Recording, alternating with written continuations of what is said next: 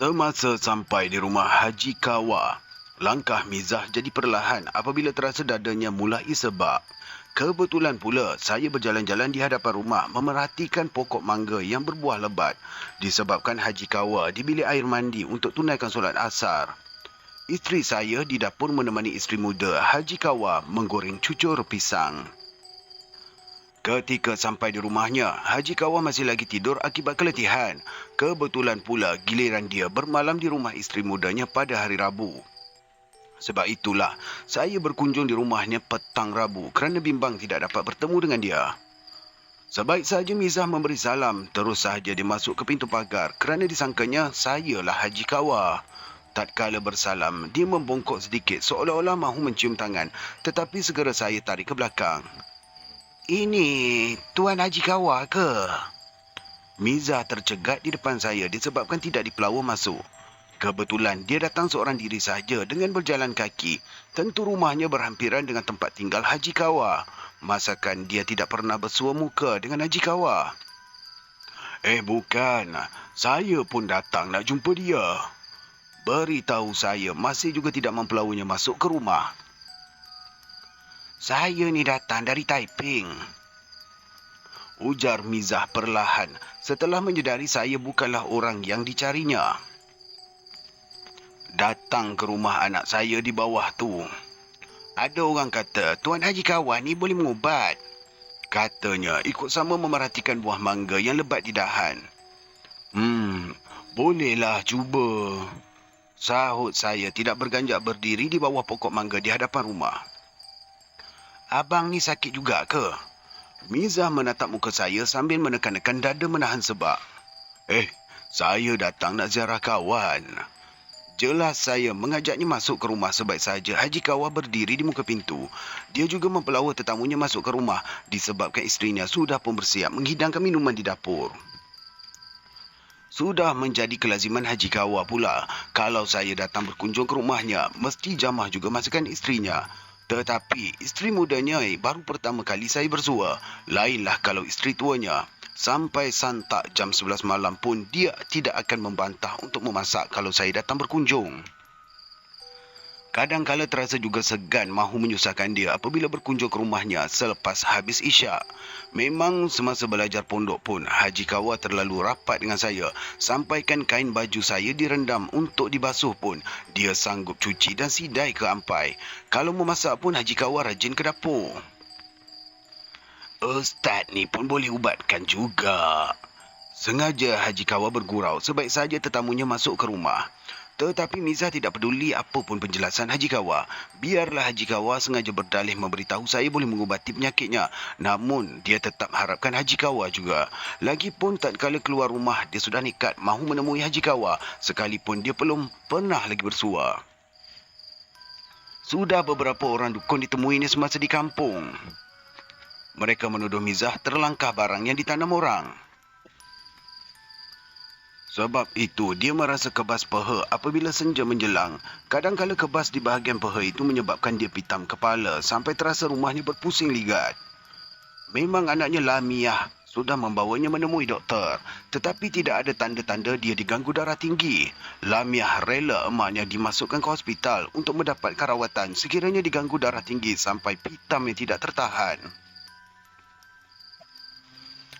Apabila balik ke Taiping, anaknya si Mat Ripin berusaha juga menemui dukun sampailah ke Sungkai.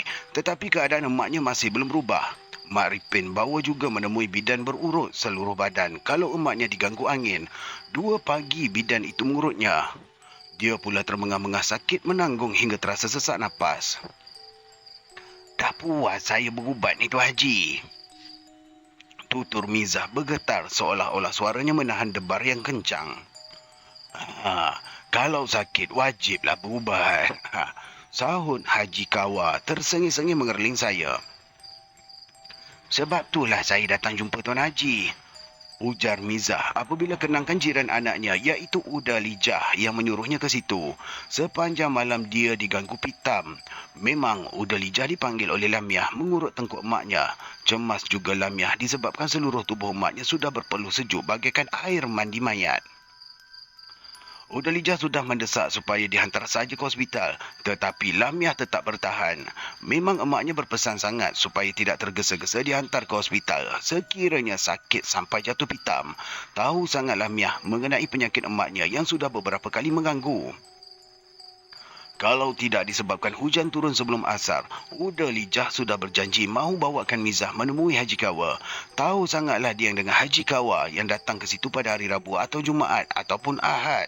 3 hari itu sahaja dia bermalam di rumah isteri mudanya.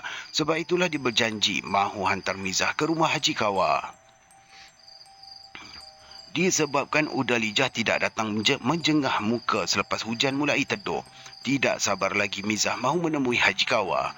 Dia sendiri camkan alamat rumah yang diberikan oleh Udalijah itu sampai termengah-mengah berjalan kaki.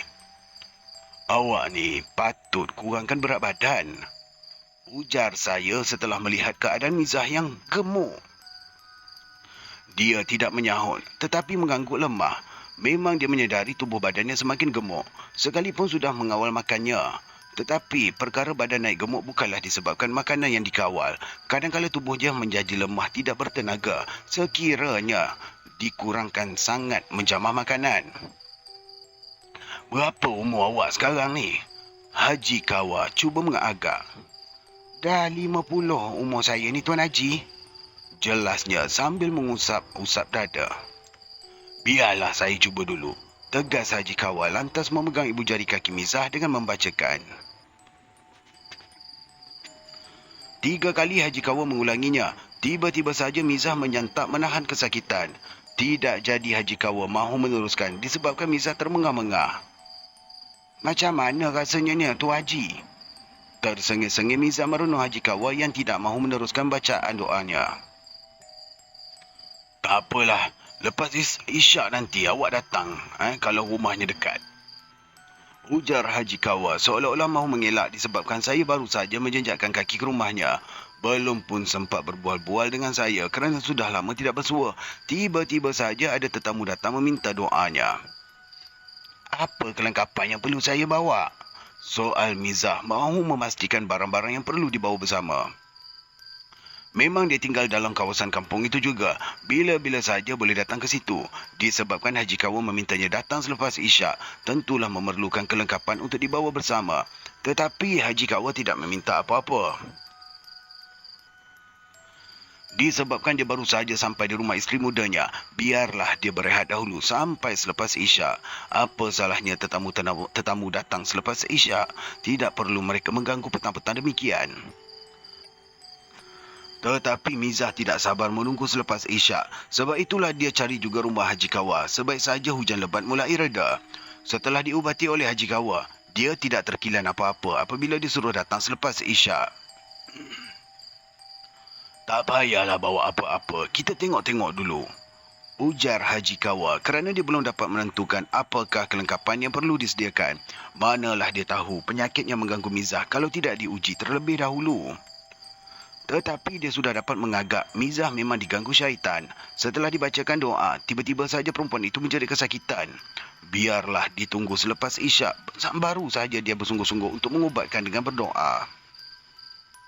Agaknya, apa penyakit saya ni Tuan Haji? Mizah mendesak disebabkan tidak sabar mahukan kepastian. Lama sangat dia menanggung gangguan sejak arwah suaminya masih hidup lagi.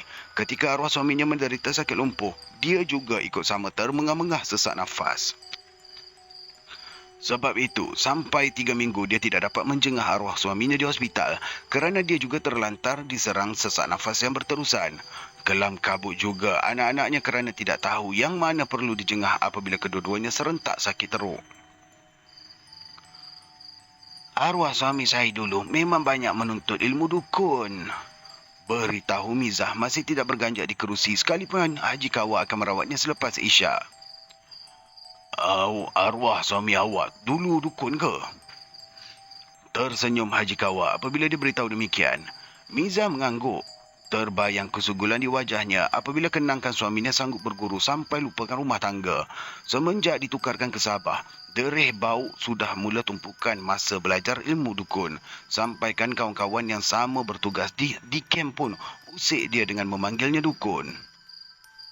Derih bau, tidak peduli apa pun kalau kawan-kawan mengusiknya apabila balik ke kamp.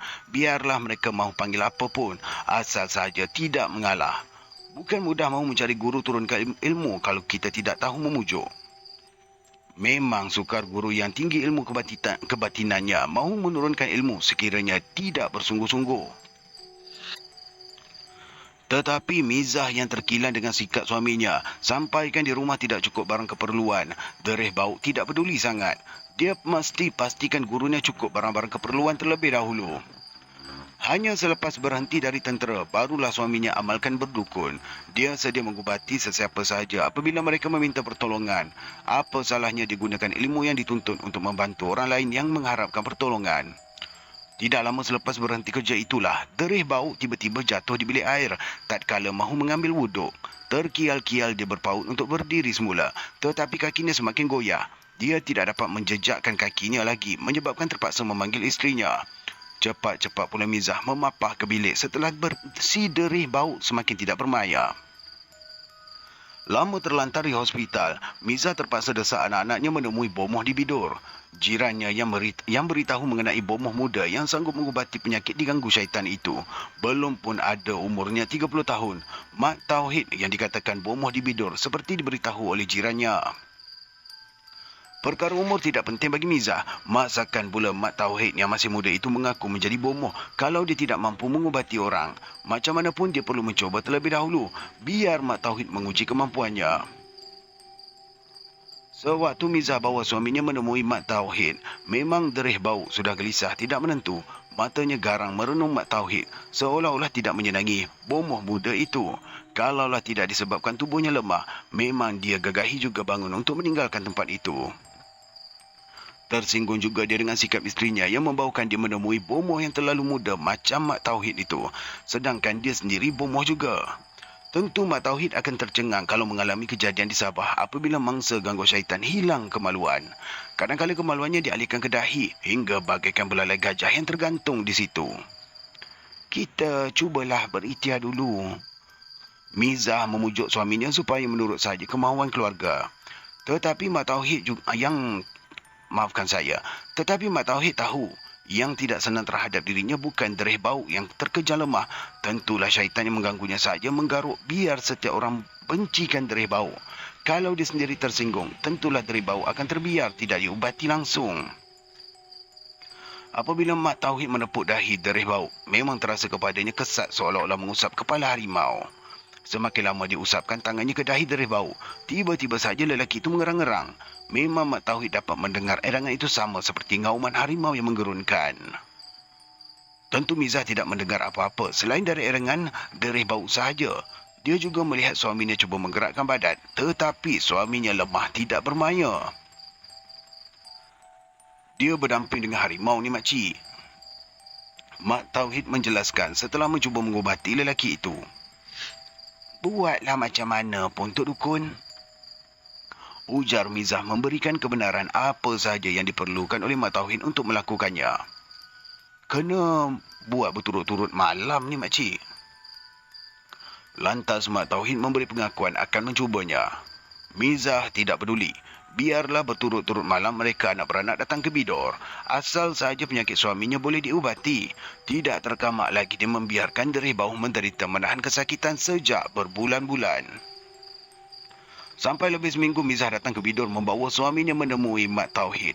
Setiap kali Mak Tauhid melakukan cara pengubatannya, memang derih bau mengerang-gerang tidak menentu. Kalaulah badannya boleh digerakkan, mungkin derih bau akan bangun melompat. Tetapi Mak Tauhid tetap bersabar apabila memerangkap gangguan syaitan yang merasuk dalam diri derih bau masuk ke dalam botol yang disediakan. Puas juga Mak Tauhid menunggu dengan meletakkan botol di hujung kaki. Di hujung ibu jari kaki derih bau sambil mengamalkan petuanya hingga Mizah nampak seolah-olah asap kuning masuk ke dalam botol. Selama 14 hari Mak Tauhid mencuba. Dia mengeluh pendek kerana dapat mengeluarkan penyakit mengikut petuanya hanya 5 botol saja.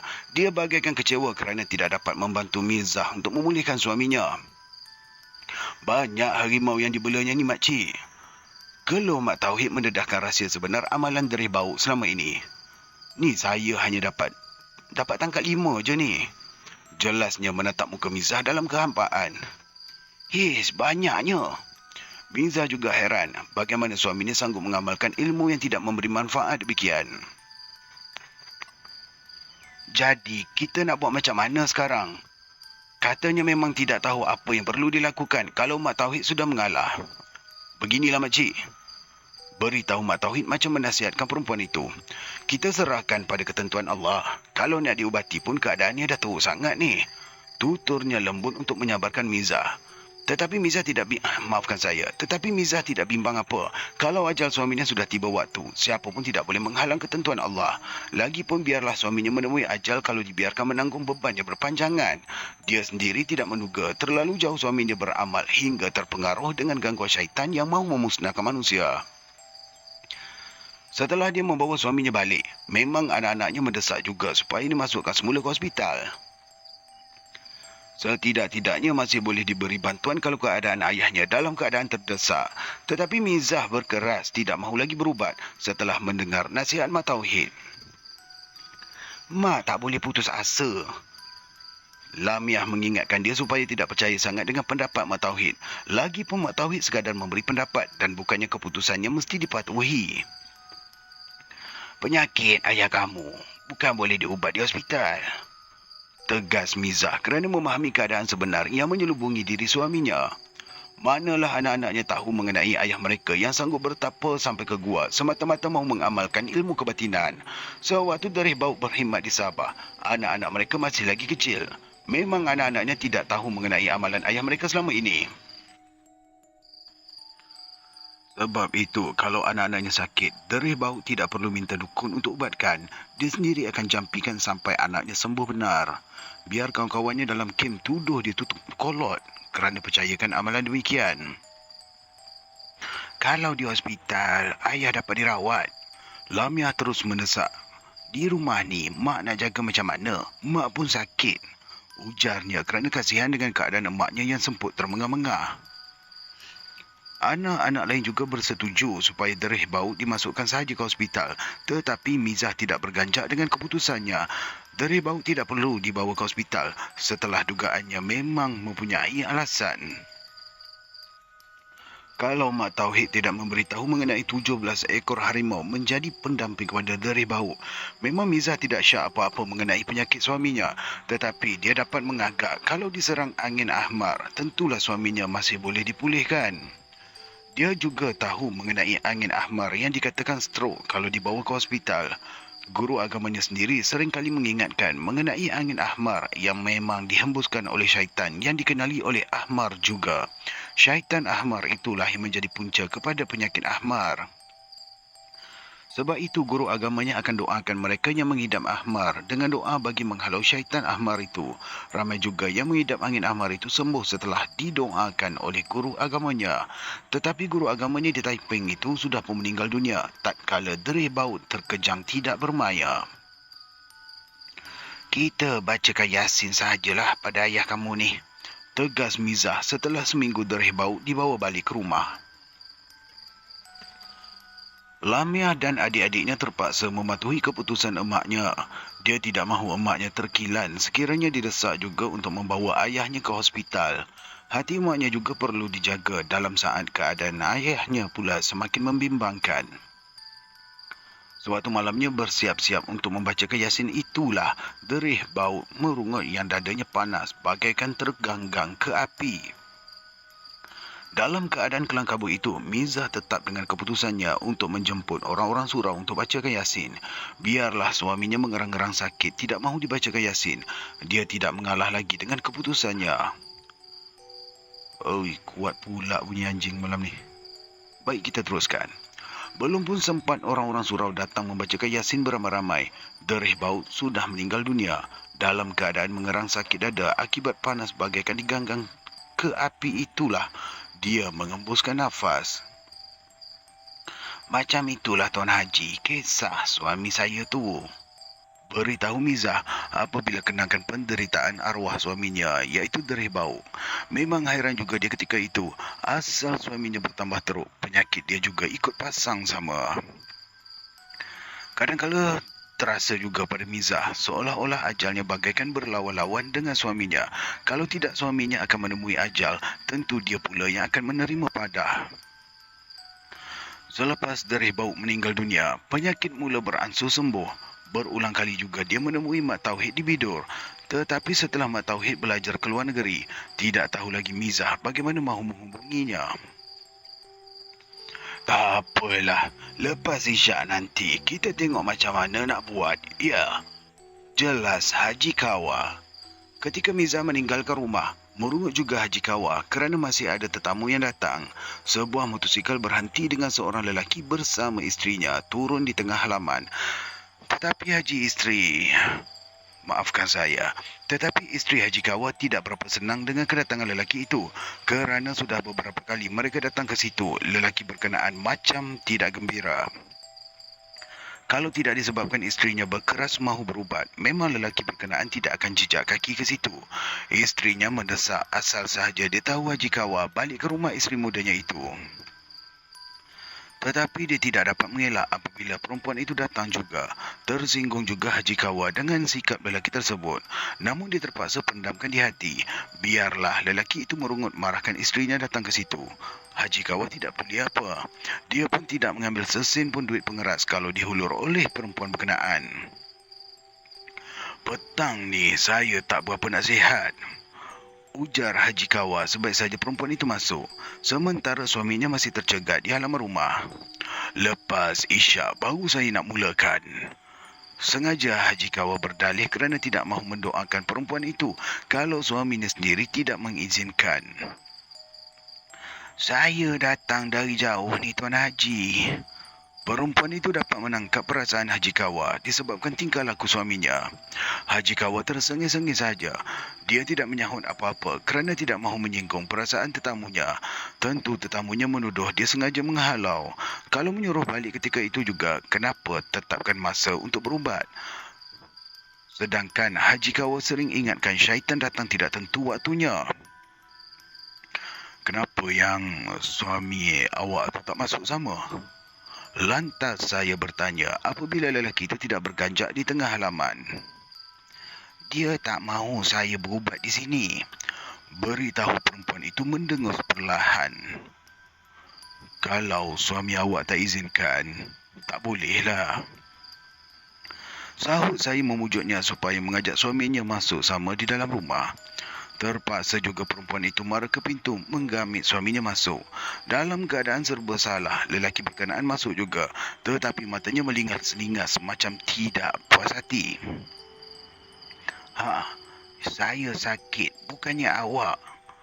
Gerutu perempuan itu mencuit bahu suaminya untuk suruh duduk. Awak tak suka tak apa, biar saya yang berubat dengan Tuan Haji ni. Keras suara perempuan itu membentak menyebabkan suaminya terkebil-kebil biji mata. Kalau awak tak izinkan, kenapa yang awak hantar isteri awak ke sini? Sengaja saya mencelah disebabkan Haji Kawa tidak bercakap apa-apa. Lelaki itu juga tidak menyahut, tetapi dia semakin resah duduk di kerusi sambil tangannya menggenggam erat tepi kerusi. Belum sempat Haji Kawa mempelawannya minum kopi yang dihidangkan, tiba-tiba saja lelaki itu terbatuk-batuk kuat. Matanya berubah menjadi merah dengan mulutnya berbuih-buih. Ketika itu saya nampak dia menelungkup dengan punggung diangkat ke atas. Terkejut juga perempuan itu melihat keadaan suaminya yang tidak semena-mena jadi demikian. Segeralah dia menepuk-nepuk bahu suaminya menyuruh duduk, tetapi lelaki itu terus juga menelungkup di lantai. Haji Kawa juga bingkas bangun mahu membantu setelah lelaki itu tertonggeng dengan mulutnya yang berbuih-buih. Dengan ustaz, bukankan dah kena? Haji Kawa mengejek terus mengusap kepala lelaki berkenaan. Lantas dia berdiri tegak menggamit saya. Saya sekadar mengangguk saja. Memadai saya memberi isyarat kepada Haji Kawa supaya tidak perlu tergesa-gesa. Biarlah saya perhatikan dulu keadaan yang menimpa lelaki berkenaan ketika itu. Perempuan itu juga hanya melihat suaminya sekadar menelungkup dengan punggung yang terangkat. Dia tidak menyedari saat ini lelaki itu sedang meneran ekor menjulur panjang sampai terjongkit melibas-libas angin. Ketika menggoyang-goyang badan, memang saya melihat kuku tangan lelaki itu memanjang. Kulitnya juga berubah sedikit demi sedikit berbelang menjadi harimau tua yang terkial-kial mengangkat kepala. "Kenapa, Ustaz?" bisik Haji Kawa menepuk bahu saya. "Apa yang Ustaz nampak sekarang ni?" Ya Allah, dia bunyi macam-macam pula. Tak apa, kita teruskan. Untuk makluman, ni saya rekod lebih kurang dalam jam lagi 1 minit 12 suku. Baik, kita teruskan. Di mana tadi ya? Sebentar. Apa yang Ustaz nampak sekarang ni? Tersengih-sengih Haji Kawa apabila disedarinya saya merenung lelaki berkenaan tidak berkedip mata. "Kakak macam mana rasanya?" Wahati, isteri muda Haji Kawa merapati perempuan berkenaan. Biasanya memang Wahati yang membantu apabila Haji Kawa mengumbati perempuan itu. "Entahlah, seram sejuk aja rasa badan," beritahu perempuan itu sampai nampak badannya berpeluh menahan debaran yang menggoncang di dada. "Kalau Ustaz ni ada, ringanlah sikit kerja saya," ujar Haji Kawa tersengih-sengih mengerling ke saya. Tetapi saya tidak menyahut apa-apa. Mata saya tidak berkedip melihat tubuh lelaki itu bertukar menjadi harimau belang hingga tercangkung di sisi isterinya. Tubuh harimau itu tidak mampu bergerak kuat, dengan sebahagian kulit belakangnya terpokah macam pisang yang diselak. Maaf, yang diselak. "Aku dah cakap jangan datang. Kamu degil juga," gerutu harimau yang tercangkung itu mendongak memerhatikan perempuan di sisinya. "Bukankah aku yang sakit? Terpulang pada akulah di mana aku nak berubat," tegas perempuan itu mencebik bibir. "Awak nak tahu, Naisa?" Terangguk-angguk harimau yang tercangkung di depan saya itu. Tetapi Naisa sekadar melihat suaminya keluh kesah tidak menentu. "Apa pula aku tak tahu? Awak tak suka kan datang ke sini?" merungut panjang Naisa. Merungut panjang Naisa membantah sikap suaminya. Cukuplah Naisa, cukup." Lantas saya ingatkan perempuan itu supaya tidak melayani lelaki itu. Kalau Naisa dapat melihat suaminya sudah bertukar menjadi harimau ketika itu, tentu dia melompat menjauhkan diri. Harimau itu tercangkung di sisi Naisa tidak dapat bergerak. Kulit belakangnya yang tersiat memang bahan didoakan oleh Haji Kawa tatkala mengumbati Naisa.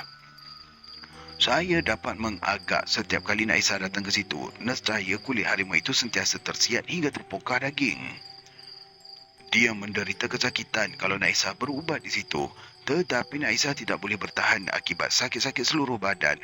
Kalau suaminya si Abu Sunoh itu demam sampai sesak nafas. Sebaik saja Abu Sunoh sembuh, nescaya Naisa pula yang menderita disebabkan tulang belakangnya bagai reput kesakitan. Lama dia menanggung sakit sampai berminggu-minggu, terasa seluruh badan macam ditusuk duri. Kalau sembuh pun buat sementara sahaja. Dia akan sakit-sakit lagi sekiranya Abu Sunoh demam beberapa hari. Kadang-kala sampai berak berdarah, Naisa menahan kesakitan tidak terhingga. "Sebenarnya yang sakit Abu Sunoh," tutur saya berpaling pada Naisa. Ketika ini harimau di sisinya hanya menggeleng-geleng kepala dengan air mata. Tercengang Naisa apabila saya menuduh demikian. Terasa juga saya terlanjur menuturkannya kerana tidak diminta oleh Naisa mengubati dirinya. Tetapi saya kenangkan Haji Kawa yang sengaja menyembunyikan keadaan sebenar daripada Naisa kerana tidak mahu menyinggung perasaan suami isteri berkenaan. "Ustaz ni dia tahu keadaan suami awak tu?" Lantas Haji Kawa menjelaskan perlahan. Kalau tidak disebabkan Haji Kawa, memang saya juga tidak akan masuk campur. Lagipun terharu juga saya melihat keadaan Abu Sunoh yang berubah menjadi harimau tercangkung di tengah rumah. Ketika ini memang Naisa tidak tahu apa yang berlaku ke atas suaminya yang terangguk-angguk mendongak di sisinya. "Teruk sangat Abu Sunoh selama ni," bisik saya mengerling Haji Kawa yang tersengih-sengih. "Susah nak pisahkan dia dengan Naisa ni," beritahu Haji Kawa menyebabkan Naisa semakin tidak faham. Tentu dia merasakan Haji Kawa sengaja mahu memisahkan dia dengan Abu Sunoh. Tentulah sukar menerangkan kepada Naisah bagaimana gangguan yang merasuk Abu Sunoh itu tidak mahu berenggang daripada Naisah. Kemana saja Abu Sunoh pergi, gangguan tersebut akan tetap mendampinginya. Sebab itulah Naisah menjadi mangsa apabila Abu Sunoh cuba menjauhkan diri daripada syaitan yang menyerupai harimau itu. Apalagi Naisah sekadar melihat suaminya tercangkung dengan mengerang-erang di sisinya. Manalah dia tahu saat ini Abu Sunoh sudah tercangkung menjadi harimau yang luka parah. Dia cuma menggerakkan tubuhnya, tetapi keadaannya bertambah lemah. Memang harimau yang terconggok di hadapan saya itu tidak melawan apa-apa. Dia hanya terkebil-kebil mata saja mendongak saya. Tahu sangat saya, dia meminta belas kasihan supaya tidak diserang bertalu-talu. Setiap kali Haji Kawa membacakan doa. Di sini doa ini saya tidak sebutkan ya. Baik, kita teruskan. Dan dihembuskan ke ubun-ubun Naisah. Terpaksa Abu Sunoh melarikan diri. Dia terpaksa jauhkan harimau yang sentiasa mendampingi dirinya daripada terjahan api yang bertalu-talu. Puas juga Abu Sunoh mahu memisahkan dirinya dari harimau berkenaan. Tetapi asal sahaja dia menghalaunya, nescaya harimau berkenaan akan mendampingi Naisah pula. Manalah Naisah tahu mengenai harimau tersebut kerana tidak dapat dilihat dengan mata kasar. Abu Sunoh sendiri tidak tahu mengenai harimau berkenaan. Hanya sekali-sekala menjelma di dalam mimpinya apabila harimau tersebut menyuruh bertunggang di belakangnya. Kadang-kala, kalau Abu Sunoh bermimpi di perangkap musuh, sekonyong-konyongnya harimau itu menjelma menyelamatkannya. Memang dia tidak berupaya menghindar harimau berkenaan dari mimpinya. Apalagi setiap kali diganggu demam atau sesak nafas, Abu Sunoh merasa seolah-olah harimau itu menjelma laksana bayang-bayang yang menjilat seluruh tubuhnya. Setelah dijilat oleh bayang-bayang harimau itu, Abu Sunoh kembali segar. Tetapi dia hairan, isterinya Naisah pula mengidap sakit-sakit seluruh badan. Apabila Naisah berubat menemui Haji Kawa, entah kenapa Abu Sunoh pula yang merasa panas miang. Dia tidak dapat lama bertahan di rumah Haji Kawa, menyebabkan tergesa-gesa mahu balik ke rumah. Sebab itu, Wahati, isteri muda Haji Kawa, menuduhnya tidak suka Naisah berubat ke situ. Asal saja dia terserempak Haji Kawa, memang terasa bulu tengkuknya mengembang. Sekaligus pula hatinya tiba-tiba marah, tidak menentu apabila menatap muka Haji Kawa. Kalau kita tak jaga anak cucu, siapa lagi nak jaga? Berbuih-buih mulut harimau mendongak saya, yang mendongak memerhatikan saya sambil tercangkung tidak bergerak langsung. Mengeluh perlahan Naisah setelah mendengar rukutan suaminya dalam keadaan mengerang-ngerang itu. Baru dia menyadari suaminya benar-benar dirasuk hingga suaranya tergetar-getar bagaikan orang tua. Perlahan-lahan Naisah bangun meninggalkan suaminya yang tercangkung mengerang-erang. Bimbang juga dia kalau Abu Sunoh menerkam, tidak menentu apabila terdesak. Abu Sunoh, bencikan aku. Tutur Abu Sunoh tergeleng-geleng kepala, tetapi saya melihat harimau yang menjelma di hadapan saya itu terengang-engang mulut menyeringai menampakkan taring. Kalau orang dah benci, buat apa tunggu? Ujar saya mengejeknya lantas membacakan. Di sini saya teruskan ya, saya tidak bacakan doanya ya. Baik, kita teruskan. Habis saya bacakan doa itu, dia menggeletar sampai terkapai-kapai tangan meminta belas kasihan. Luka di kulit tengah belakangnya kembali berdarah seperti kena sebatan cemati yang keras. Kesan birat di tengah belakangnya timbul melintang hingga memercik darah. Aku nak jaga anak cucu aku. Apa salahnya? Harimau itu terenganga mulut bagaikan merayu. Memang dia tidak mahu menggerakkan tubuh untuk menerkam ke arah saya. Dia sekadar menunduk dengan mulutnya berbuih-buih dengan lendir. Buat apa kamu nak jaga si Abu Sunoh? Bukankah Allah lebih sempurna menjaganya?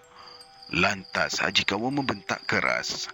Harimau itu mendengus-dengus tidak menentu. Matanya melingas-lingas mencari Naisah. Tetapi Naisah telah pun berlindung di belakang Wahati setelah menyedari suaminya dirasuk.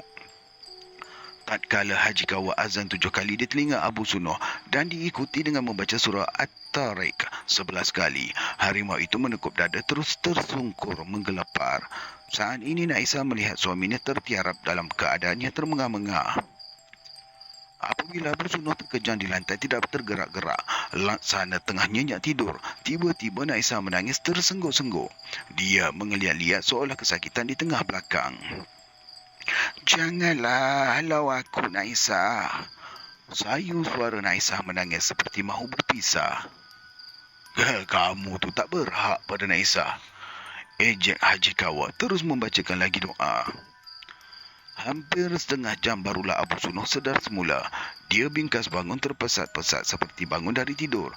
Keadaannya monyok akibat keletihan semasa tubuhnya bertukar sedikit demi sedikit menjadi harimau. Sebelum balik, sempat juga Abu Sunoh memberitahu mengenai datuk saudaranya yang menjadi bomoh pernah memberikan dia keris usang tidak berhulu. Mata keris itu berkarat seolah-olah besi reput yang tidak berguna. Memang datuk saudaranya yang dipanggil Tok Ulung itu ingatkan dia supaya asapkan keris usangnya yang berkenaan dengan kemenyan setiap petang Jumaat.